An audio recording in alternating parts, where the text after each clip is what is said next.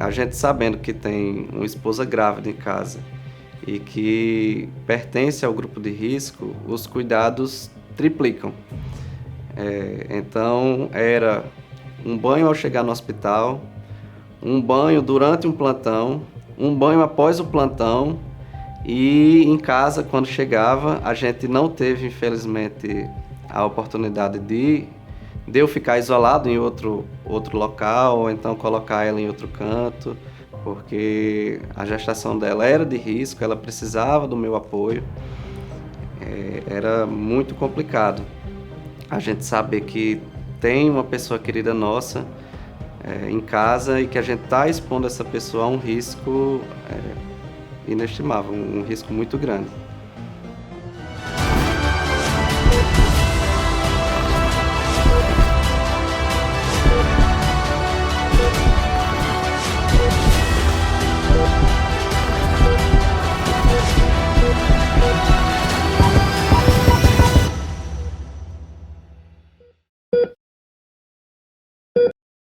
O meu nome é Tércio Santino de Oliveira Neto.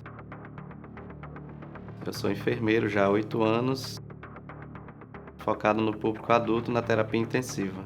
A primeira vez que eu ouvi falar do coronavírus foi no Carnaval de 2020. Essas notícias chegaram para a gente através de noticiários e a gente achava que não ia chegar, que iria ficar por lá, iria ser controlado.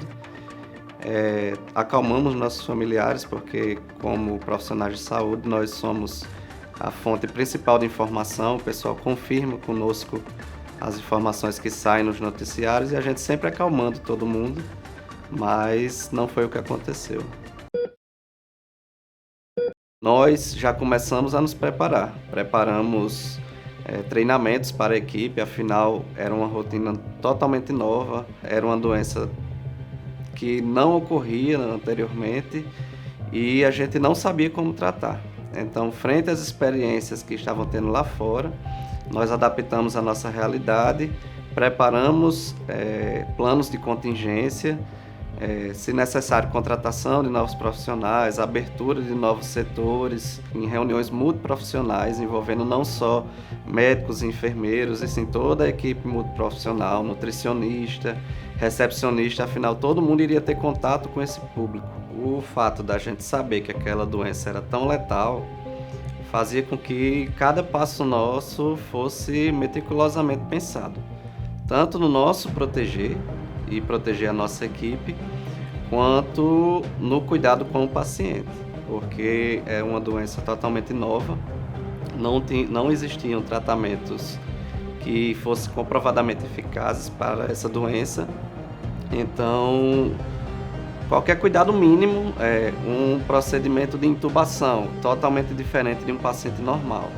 Toda a equipe era preparada para esse procedimento, treinado exaustivamente esse procedimento para que fosse feito de uma forma segura e eficaz. Não tinha espaço para erro.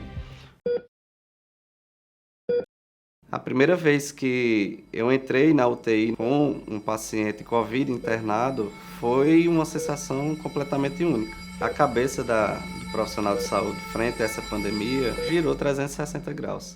Como enfermeiro, nós somos os líderes da equipe. A gente tem que liderar toda uma equipe, então a gente não pode demonstrar fragilidade. Por dentro, a gente estava com um sentimento de medo indescritível. Parecia que eu nunca tinha entrado na UTI. Era colocando o pé dentro da UTI sem saber o que fazer. Será que eu me paramentei certo? Será que eu coloquei a máscara da forma correta? Será que minha equipe está protegida? Todos eles têm filhos, têm mães, têm pais em casa. Então foi uma situação muito complicada. Quando a rede hospitalar ficou sobrecarregada, que esse primeiro paciente chegou para a gente na nossa UTI. Ele já chegou grave, entubado. Nós tivemos que ter todos os cuidados de paramentação e desparamentação e de cuidados com esse paciente, de sedação, ventilação mecânica, toda a equipe envolvida. Foi um baque inicial, porque a gente achava que os primeiros pacientes que iriam chegar seriam pacientes estáveis e que a doença ia evoluir aos poucos, mas não, nós já começamos a assistência no paciente extremamente grave. O momento mais crítico que eu me recordo é naquela primeira onda, entre aspas, porque não teve isso de primeira e segunda onda, foi bem contínuo, mas teve uma queda de pacientes e a gente comemorou. A gente achava que tinha passado, que ia melhorar, que o número de pacientes ia ficar mais controlado, mas quando foi em março desse ano, a gente teve um pico da pandemia, assim, de uma forma extraordinária. A UTI já traz aquele estigma de fim de vida. Então, quando eles entravam na UTI, eles já entravam... Se a gente estava com medo como profissional de saúde, imagine o paciente entrando ali, sabendo que ele está com uma doença extremamente grave. Eles entravam com muito medo. Então, eles pediam para falar com as famílias, pediam para ficar com o celular, porque achavam que no outro dia já não teria como falar com seus entes queridos.